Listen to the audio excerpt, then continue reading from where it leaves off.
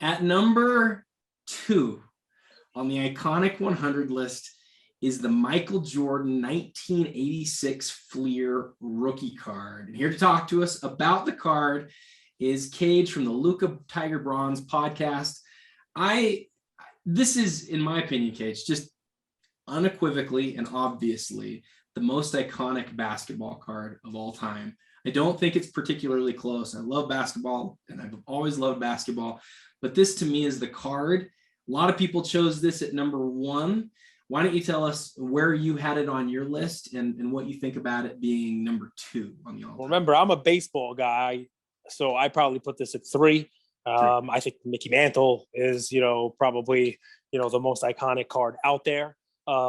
This is no slouch, obviously. And it really just depends on how you define the word iconic. And just let's make sure we know, everybody understands, this does not mean that this is the most valuable card or the rarest card. And you don't have to look any further than the most recent auctions. You see other Jordan cards selling for significantly more than this. There are some people who like the PMG Jordan card over this card, but to say it's more iconic is a significant stretch. And here's why.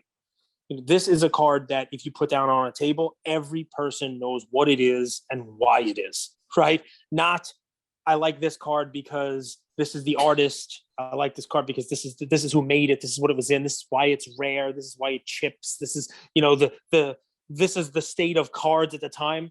You look at that card, you know who it is, you know what it is.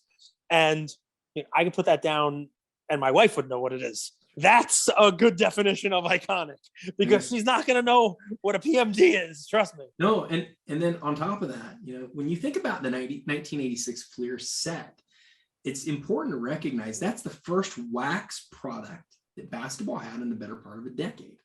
And so, you get this gorgeous image of MJ flying through the air, a card that we've, again, known about forever. It's been the card of Jordan forever. And although it might not be his first card, it's in a lot of ways, I think it's really similar to the Mickey Mantle situation.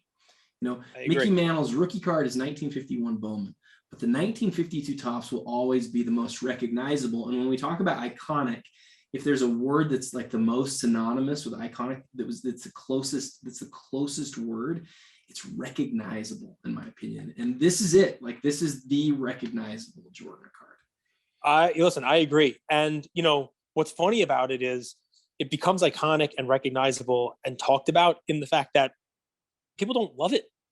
Some people think it's gorgeous. Some people think it's hideous. Some people think this is an ugly card.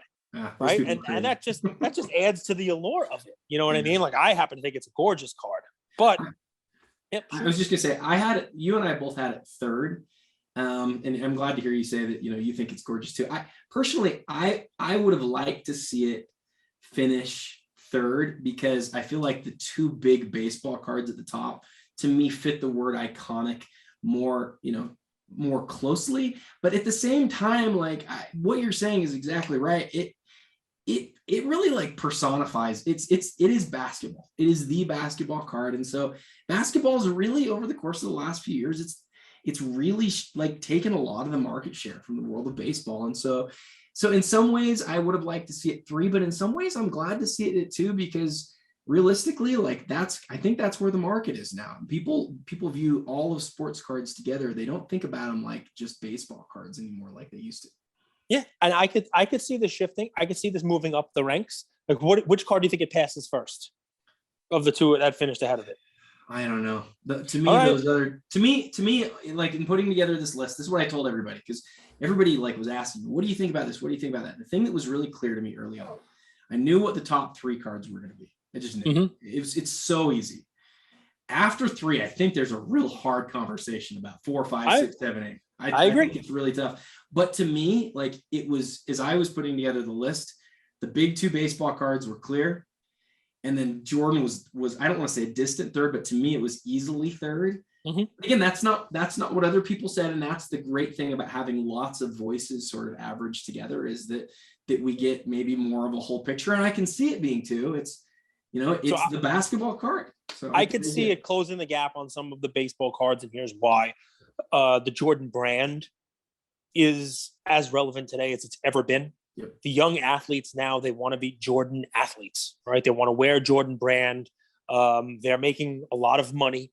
And when they make that money, if the hobby goes where we think it's going to go, right, they're going to want to buy a card. These young basketball players are probably not going to want to buy a Mickey Mantle card. That's right. But they will want to buy the iconic Michael Jordan card. And that's my thesis on why this is an iconic card and why it could over time grow to be even higher on the list than 3. Yeah, and you could be absolutely right. The thing that I think about is you look at Honus Wagner, right? Nobody alive today remembers watching him play. Nobody, yep. But what we all know and remember about that card is like, it's the card. It's always been the card. It's been it's been recognizable and have the stories told about it forever. And so to me, like when you're thinking about the different variables that make something iconic, one is pop culture, one is like recognizability because of other things that are similar to that. But I think as we look at the Jordan, there's no question it's in the right area. Again, here at number 2, we're almost there, guys. Number 2, the Michael Jordan 1986. It was number 3. No, it's number 2. Oh, we had it 3. It's 2. Nice. Wow. All right, I'll take it. We had it at 3. It's a 2. So, and tomorrow we will unveil the card number 1 on the iconic 100 list. And until then, it's a horrible reveal. I mean, people got to know what it is, I would think. People are going to know what it is, I think, by now. And there's only one left.